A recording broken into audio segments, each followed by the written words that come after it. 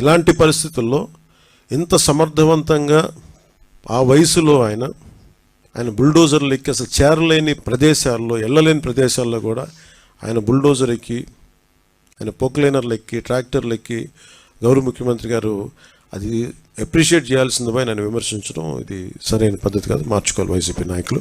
చంద్రబాబు గారి అనుభవం ఇలాంటి విపత్తు సమయంలో చాలా బలంగా తెలియజేస్తూ ఉంది, మనకి చూపిస్తూ ఉంది.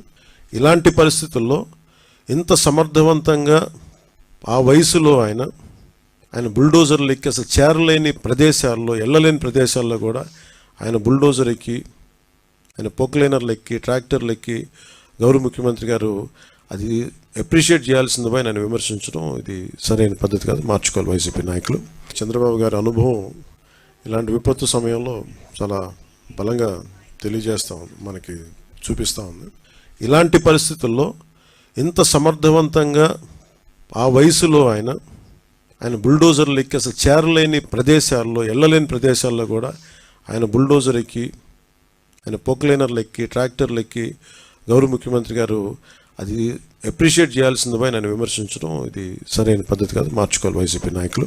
చంద్రబాబు గారి అనుభవం ఇలాంటి విపత్తు సమయంలో చాలా బలంగా తెలియజేస్తూ ఉంది, మనకి చూపిస్తూ ఉంది.